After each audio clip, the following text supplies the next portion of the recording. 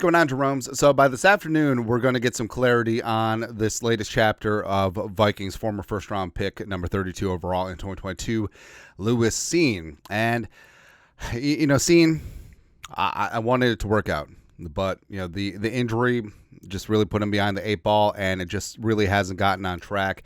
And the pride of Georgia looking to stack up bodies. Probably he was going to be the replacement for Harrison Smith if he didn't break his leg. Even though Vikings fans, even like during the draft, just like, oh, you passed up on Cal Hamilton. Okay. Pride of Notre Dame. Did you know that he also plays safety?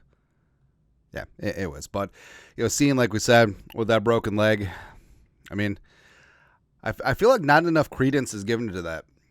It's a big time deal. I mean, just not just physically, but also mentally. But been working his way back, and frankly, I was really happy for him. The pride of Georgia in the second preseason game, just showing up against the Browns, and you'd be like, yeah, it was preseason. Yeah, he was a first round pick. Yeah, he should be a starter, and he's owning second and third team dudes. It's okay.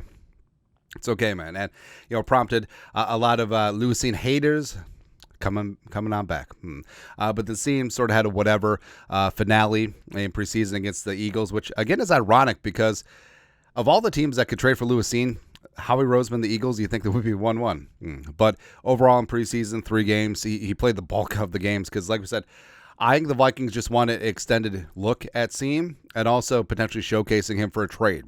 I honestly think that was what the Vikings thinking was here. But 154 defensive snaps, 16 tackles, a pick, 2 pressures, a sack, 2 penalties, 1 on defense, 1 on special teams, 2 missed tackles, 49.3 quarterback rating when thrown at, which is good. It's pretty damn good. Also a 62.5 PFF grade. So overall, did he look good in spurts? Yes. But were there still some issues? Sure. But long story longer, is Cine going to be on the Vikings 53? Are they going to cut him, trying to get him on the practice squad? Or is there some trade value where another team sees a former first-round pick, a guy who's beset by injuries and making his way back, and also you see that flash of talent against the Browns, and, of course, other teams, not just Kwesi, are like, Mom, I can change him. So Bill Barnwell, ESPN, put together a great piece. NFL trade candidates, players who could change teams before the deadline. And Lewis Cine listed. Blah, blah, blah. Hopes were high for general manager Kwesi adofo-mensah's first draft selection in Minnesota, as the Vikings likely saw Cine as a player who could line up next to fellow 2022 top 45 draft pick Andrew Booth Jr. As future cornerstones in their secondary. Did not work out. It never came together for either player. Booth played just 256 snaps over 2 seasons before being traded to the Cowboys, baby, earlier this offseason, making him the first second rounder from the 22 class to be dealt. It has sadly been worse for Cine, who fractured his left leg in week 4 of his rookie season and hasn't been able to make up for lost time. He missed the remainder of 2022 and then alternated between serving as a healthy scratch or playing on special teams in 2023. After 2 seasons, he has played just 10 defensive snaps. Now, part of that has been the Viking safety room is crowded. Harrison, Beasley, Metellus, so... yeah. And also Theo Jackson's been rising up too. At this point, a change of scenery would benefit Cine, who doesn't seem likely to earn meaningful snaps in Brian Flores' defense. It would be a surprise if any team was willing to pay even the $4 million in guarantees left on his contract. So the Vikings might need to eat some money to acquire a draft pick for him. Given Cine's injury history, a trade might not be possible. So, yeah, they mentioned the contract, and the Vikings do have significant financial obligations to Cine since he was a first-round pick. Base salaries of $1.75 and $2.27. The next 2 years are fully guaranteed. And the Vikings can trade him at full freight. Again, unlikely that team picks up those $4 million in guarantees, but if they're able to trade him at full freight, it would only be $1.385 million dead on the cap over the next 2 seasons, the remnants of his prorated signing bonus. But even if he's cut, there will be offsets in terms of what the other team would pay him, whether he's on another team's 53 or practice squad.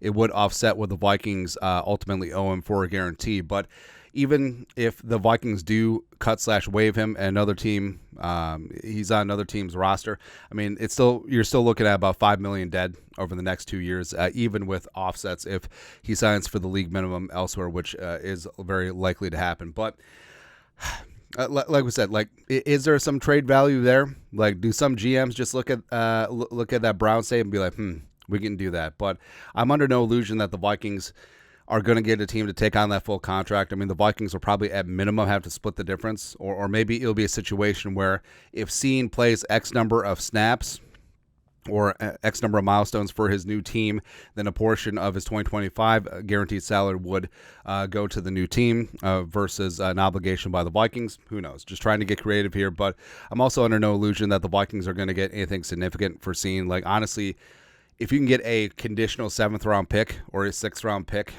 I mean, that's a win. That's an absolute dub. And for Cine, yeah, I mean, we're still waiting on this final wave of 53-man roster cuts, but I'm not really holding out hope that he's going to make it onto the 53. It could be a spot where he's waived and then he just signs to the Vikings practice squad, or a team could try to pick him up off of waivers, but again, unlikely because they would have to pick up that entire contract. But Cine could also just sign somewhere else as a street free agent after he clears waivers.